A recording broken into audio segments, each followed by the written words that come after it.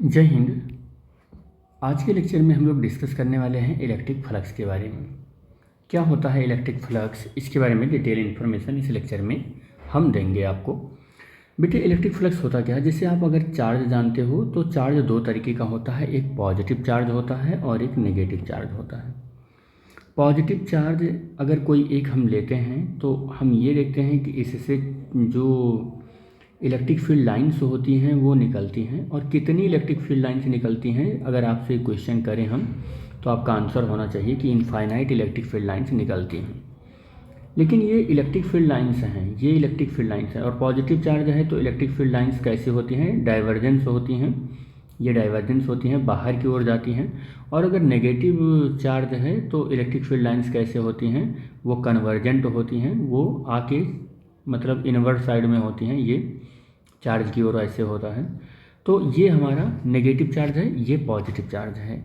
और इससे अगर ऐसे चार्ज निकल रहा है, ऐसे चार्ज निकल रहा है तो ये क्या करेगा? अपनी चारों ओर कोई ना कोई एक intensity of electric field generate कर लेगा या इलेक्ट्रिक फील्ड बना लेगा। इस इलेक्ट्रिक फील्ड को हम सपोज कर लेते हैं कि ये ऐसे है, कोई एक इलेक्ट्रिक फील्ड है, कोई एक इलेक्ट्रिक फील्ड है। और इस इलेक्ट्रिक फील्ड के अंदर हम कोई एक क्या रखें, एक प्लेन शीट रखें, या कुछ भी कोई भी किसी भी शेप का एक शीट हम रख सकते हैं। या हमने क्या रखा कि एक सरफेस प्लेस्ड कर दिया, एक सरफेस प्लेस्ड कर दिया, कुछ इस तरीके से एक सरफेस हमने क्या कर दिया, प्लेस्ड कर दिया। इस सरफेस से मतलब यहाँ पर अगर मैं कहूँ कि इंटेंसिटी ऑफ इलेक्ट्रिक फील्ड ऐसे हैं, बहुत ज़्यादा intensity of electric field lines हैं ऐसे, लेकिन इस सरफेस से 1 2 3 कितने 1 2 3 इलेक्ट्रिक फील्ड लाइन्स पास हो रही हैं, तो दिस इज द फ्लक्स। इसी को हम लोग फ्लक्स कहते हैं। फ्लक्स का मतलब ये हो गया कि total number of field lines passing through the any closed surface area is known as electric flux. यही इलेक्ट्रिक फ्लक्स है।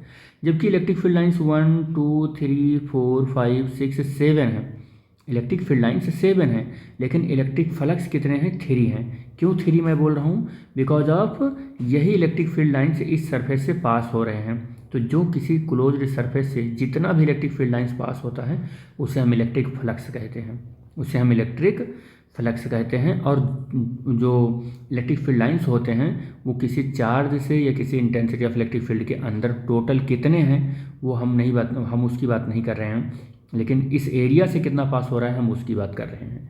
तो हम इलेक्ट्रिक फ्लक्स क्या होता है अगर इसको लिखें तो इसका डेफिनेशन लिख सकते हैं कि total number of electric field lines, number of electric field lines passing through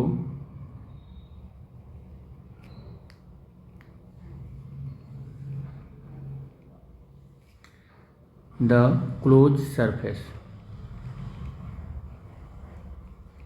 ठीक है, इसी को हम लोग क्या बोलते हैं? इलेक्ट्रिक फ्लक्स कहते हैं। इसी को इलेक्ट्रिक फ्लक्स कहते हैं। इलेक्ट्रिक फ्लक्स को हम फाई से रिप्रेजेंट करते हैं। तो इलेक्ट्रिक फ्लक्स को किससे रिप्रेजेंट करते हैं? इलेक्ट्रिक फ्लक्स को हम फाई से रिप्रेजेंट करते हैं। फाई ये है, और इलेक्ट्रिक है तो बहुत सारे बुक ना इसको ऐसे फाई बनाकर यहाँ ई लिख देते हैं। जैसे मैग्नेटिक फ्लक्स अगर होगा तो फाई बना के यहाँ बी लिख देंगे, इलेक्ट्रिक फ्लक्स होगा फाई बना के ई लिख देंगे। तो हम यहाँ केवल सिंपलीफाई लिखेंगे। यहाँ हम क्या लिखने वाले हैं? सिंपलीफाई लिखेंगे। सपोज कर लेते हैं कि ऐसे अपने पास intensity of electric field lines, किसी इंटेंसिटी ऑफ इलेक्ट्रिक फील्ड का ये फील्ड लाइन्स हैं, ये फील्ड लाइन्स हैं। और इस फील्ड लाइन्स में एक प्लेन ऐसे रखा हुआ है, एक प्लेन ऐसे रखा हुआ है कि इसका एरिया वेक्टर और इलेक्ट्रिक फील्ड लाइन्स के बीच में जो एंगल है वो थीटा इज इक्वल टू 0 है। तो इस सरफेस से टोटल जो फ्लक्स पास हो रहा है वो क्या हो जाएगा? ई और ए और कॉस थीटा की जगह पर मैं कॉस 0 यूज करूँगा, और फाई इज इक्वल टू क्या मिलने वाला है? तब हमको ई ए मिलने वाला है, क्योंकि कॉस 0 की वैल्यू जो होती है वो 1 होती है। लेकिन अगर मैंने ऐसे देखा कि कोई इलेक्ट्रिक फील्ड लाइन्स हैं, ऐसे इलेक्ट्रिक फील्ड लाइन्स हैं, और जो भी इलेक्ट्रिक फील्ड लाइन्स हम यहाँ ले रहे हैं, याद रखना यूनिफॉर्म इलेक्ट्रिक फील्ड लाइन्स ले रहे हैं। कैसा इलेक्ट्रिक फील्ड लाइन्स ले रहे हैं? यूनिफॉर्म। लेकिन मैंने ऐसे इलेक्ट्रिक फील्ड लाइन्स को बनाया, और बनाने के बाद इसमें एक ऐसा सरफेस रखा एक ऐसा सरफेस रखा कि इसका area vector electric field line से क्या बना रहा हो, थीटा एंगल बना रहा हो, इलेक्ट्रिक फील्ड लाइन से थीटा कोण बना रहा हो, यानी कि इलेक्ट्रिक फील्ड से थीटा कोण बना रहा हो, तब फ्लक्स का जो फार्मूला होता है वो होता है ई ए और कॉस थीटा होता है, ई ए कॉस थीटा होता है। यहाँ पर आप याद रखना, जहाँ पर थीटा क्या है, angle between intensity of electric field and area vector के बीच का एंगल है। एक बात याद रहे बेटा आप लोगों को कि अगर फाई की वैल्यू लिखना चाहते हैं दो टर्म में तो आप इसको ऐसे लिख सकते हैं, ई और ए या एस सरफेस एरिया या एरिया, ऐसे आप लिख सकते हैं। ये जो फाई है ये एक स्केलर क्वांटिटी है। क्या है ये? एक स्केलर क्वांटिटी है। स्केलर क्वांटिटी का मतलब ऐसा है, देखो यहाँ पर आपने डेफिनेशन में क्या लिखा कि total number of electric field lines. तो number of electric field lines का मतलब क्या हुआ कि उसके पास केवल नंबर है, तो एक क्वांटिटी है, केवल डायरेक्शन है नहीं, तो इसलिए ये एक स्केलर क्वांटिटी है। और ये number of electric field lines है, तो ऐसा भी कह सकते हो कि ये एक प्योर नंबर होता है, प्योर नंबर नहीं, मतलब आप ऐसा बोल सकते हो कि ये क्या है, ये नंबर है जिसके साथ एक यूनिट भी लगी हुई होती है। इसकी यूनिट की अगर हम बात करें तो यूनिट क्या हो सकता है, बता दो आप। यूनिट की बात करें तो यूनिट क्या हो सकता है? देखो इलेक्ट्रिक फील्ड है तो न्यूटन अपॉन कूलम होगा, और ये सरफेस एरिया है तो मीटर स्क्वायर होगा। तो यूनिट इसकी क्या हो जाएगी, newton metre square upon coulomb हो जाएगा। ठीक है, newton metre square upon coulomb हो जाएगा, इसकी यूनिट क्या हो जाएगी ये। ठीक है, लेकिन एक चीज़ और आपको बता दें कि यहाँ पर जो हमने इंटेंसिटी ऑफ इलेक्ट्रिक फील्ड लिया, इसकी खासियत ये है कि ये यूनिफॉर्म है। क्या है ये यूनिफॉर्म इलेक्ट्रिक फील्ड है। क्या है? इलेक्ट्रिक फील्ड है। लेकिन बहुत सारे ऐसे केसेस डील करने पड़ेंगे हमको कि इलेक्ट्रिक फील्ड यूनिफॉर्म भी नहीं रहेगी। इलेक्ट्रिक फील्ड नॉन यूनिफॉर्म रहेगा। इलेक्ट्रिक फील्ड के नॉन यूनिफॉर्म होने के साथ साथ या नॉन यूनिफॉर्म रहेगा या कभी कभी यूनिफॉर्म भी रहेगा, ऐसे यूनिफॉर्म भी रहेगा। और ऐसा भी हो सकता है कि जो आपने सरफेस लिया है वो प्लेन सरफेस है, तो ऐसा भी तो हो सकता है कि वो कर्व सरफेस भी मिल सकता है। अब ऐसे केस में आपके इलेक्ट्रिक फ्लक्स आपको कैलकुलेट करना है, तो क्या करोगे, क्योंकि ये तो एक स्पेशल केस का फॉर्मूला है, आपको फिर ज़रूरत पड़ेगी एक जनरलाइज इक्वेशन की। किसकी ज़रूरत पड़ेगी? एक जनरलाइज्ड इक्वेशन की ज़रूरत पड़ेगी। और फिर इस केस के लिए एक जनरलाइज्ड इक्वेशन क्या होगा, तो उस जनरलाइज्ड इक्वेशन की अगर हम बात करें तो हम सपोज कर लेते हैं कि ये कोई एक सरफेस एरिया है, और इस सरफेस एरिया में variable intensity of electric field भी है, और सरफेस एरिया भी आप देख रहे हैं कि हर एक जगह पर एरिया देखो बहुत रैंडम है, ये मोस्ट रैंडम एरिया है, और इंटेंसिटी ऑफ इलेक्ट्रिक फील्ड भी इसमें यूनिफॉर्म नहीं है। तो ऐसे केस के लिए अगर हमें फ्लक्स कैलकुलेट करना हो तो कैसे कैलकुलेट करेंगे? तो इसके लिए हमको करना क्या होगा कि इस एरिया को हम इतने छोटे छोटे पार्ट में डिवाइड करेंगे, इतने छोटे छोटे पार्ट में डिवाइड करेंगे, या हम इस एरिया को तब तक उतने छोटे छोटे पार्टों में डिवाइड करेंगे जब तक कि हर एक एरिया सेम ना हो जाए, हर एक पार्ट की एरिया क्या ना हो जाए, सेम ना हो जाए, और हर एक एरिया से बनने वाला जो इलेक्ट्रिक फ्लक्स है वो, या इलेक्ट्रिक फील्ड जो है वो इलेक्ट्रिक फील्ड सेम ना हो जाए।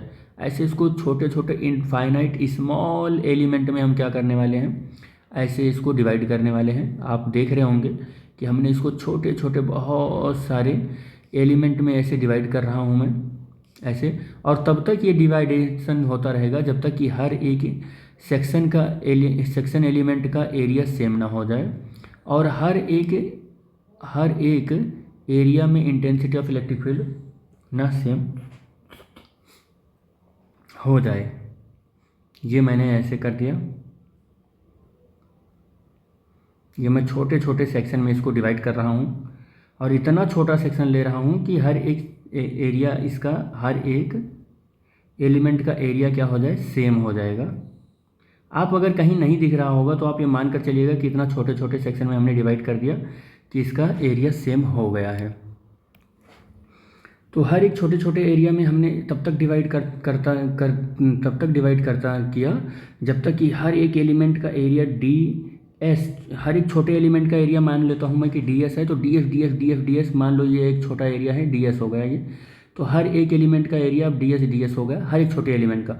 लेकिन टोटल एरिया इसका हमने क्या माना, एस माना। टोटल एरिया हमने इसका एस माना, टोटल एरिया एस माना, और छोटे छोटे एलिमेंट का एरिया हमने क्या माना, डी एस माना।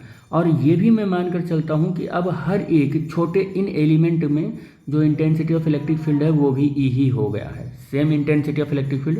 या मेरी बात आप समझ लो कि मैंने एक एस एरिया का एलिमेंट लिया जो मोस्ट रैंडम था, हमने उसको तब तक छोटे छोटे एलिमेंट में डिवाइड किया जब तक कि हर एक एलिमेंट की intensity of electric field same नहीं हो गई। तो इस केस में अगर हम एक छोटे से एलिमेंट की पर अगर हम फ्लक्स कैलकुलेट करें तो वो फ्लक्स आता है D phi E is equal to E dot D S आता है। एक छोटे से एलिमेंट की वजह से, मान लो ये है एलिमेंट, इसकी वजह से इंटेंसिटी ऑफ इलेक्ट्रिक फील्ड यहाँ पर मैं कैलकुलेट करूँ तो ये इतना हो जाएगा, ये इतना हो जाएगा। और अगर मैं डी फाई ई की बात कर रहा हूँ तो ई डॉट और डी एस, देखो यूनिट वेक्टर, अगर मैं डी एस का यूनिट वेक्टर लूँ तो यूनिट वेक्टर क्या हो जाता है, डी एस अपान क्या हो जाता है, एन डी एस हो जाता है, सॉरी ये हो जाता है डी एस हो जाता है, मॉड ऑफ डी एस।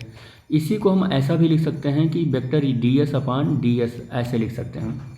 तो D S is equal to क्या लिख सकते हैं, यूनिट वेक्टर एन और डी एस लिख सकते हैं। ये वेक्टर हटा दो यहाँ से, तो हम इस डी एस की जगह पर ये वैल्यू इंट्रोड्यूस कर सकते हैं, यूनिट वेक्टर एन और डी एस। यहाँ पर यूनिट वेक्टर एन बता रहा है एरिया वेक्टर का डायरेक्शन, और डी एस जो है उस छोटे से एलिमेंट डी एस का मैग्नीट्यूड है जो कि लगभग 0 के बराबर है। इतना छोटा एलिमेंट में हमने इसको ब्रेक कर दिया है, ठीक है। तो यहाँ पर हमने एक एलिमेंट से पास होने वाले इलेक्ट्रिक फ्लक्स को कैलकुलेट किया, लेकिन अपने पास क्या है, अपने पास क्या है, nth या infinite number of D S element हैं। तो हम क्या करने वाले हैं, total electric flux phi E calculate करेंगे थ्रू द एरिया एस। तो अगर मैं टोटल इलेक्ट्रिक फ्लक्स कैलकुलेट करूँ, टोटल इलेक्ट्रिक फ्लक्स कैलकुलेट करूँ, इलेक्ट्रिक फ्लक्स कैलकुलेट करूँ, flux through area S is obtained करूँ, अगर ये ऑब्टेंड करूँ तो हम कैसे करेंगे, तो बाई एडिंग करेंगे। लेकिन कैसे ऐड करेंगे ये भी आपको पता होना चाहिए।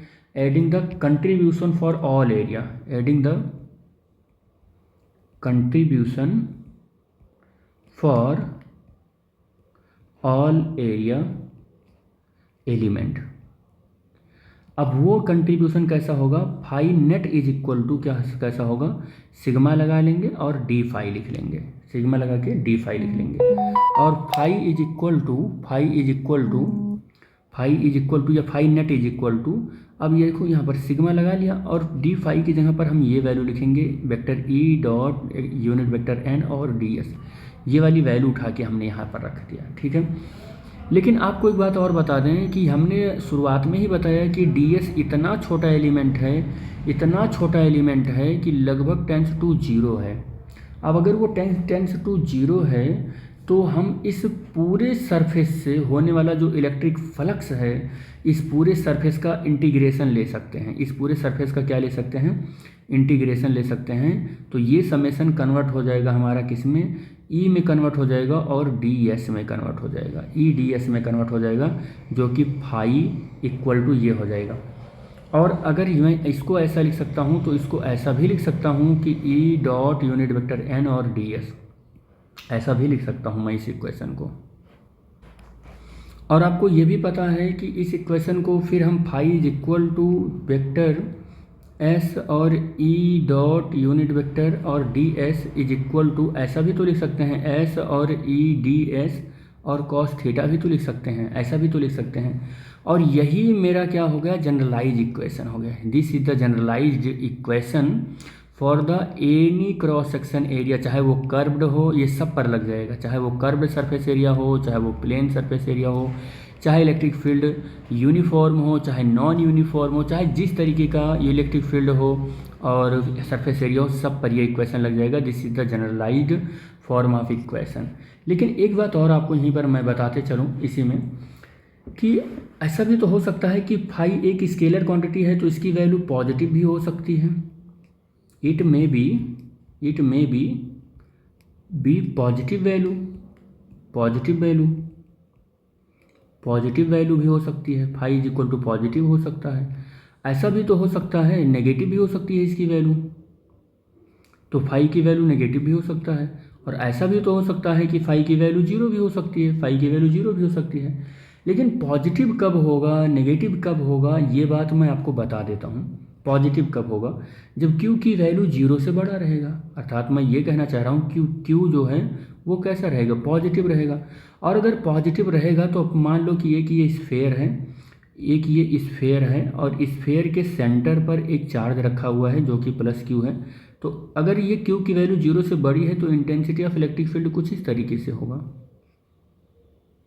कुछ इंटेंसिटी ऑफ इलेक्ट्रिक फील्ड ऐसे जाएगा। आप समझ लेना कि सेंटर से होकर जा रहा है, ये सेंटर से ही होकर जा रहा है। ये इंटेंसिटी ऑफ इलेक्ट्रिक फील्ड कुछ ऐसा होगा।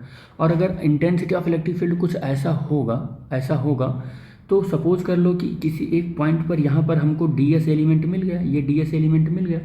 तो डी एस एलिमेंट का डायरेक्शन सपोज कर लो कि कुछ ऐसा है कि डी एस ये है, हमारा डी एस का यूनिट वेक्टर ये है और इलेक्ट्रिक फील्ड से थीटा एंगल पर बना रहा है। तो कुछ इसका फार्मूला क्या हो जाएगा, phi net is equal to phi S और डी एस ऐसा भी हो सकता है, या फिर एस और ई और डी एस और कॉस थीटा, ये भी जनरलाइज इक्वेशन ही है, ऐसा भी हो सकता है। लेकिन अगर क्यू की वैल्यू हमारी जीरो से छोटी हो गई, अर्थात मैं ये कहना चाह रहा हूँ कि क्यू हमारा कैसा है, नेगेटिव है। अब हमारे पास अगर कोई सरफेस होगा, मान लो ये सरफेस ऐसा है तो ये ऐसे होगा, ये ऐसे हो जाएगा, ऐसे।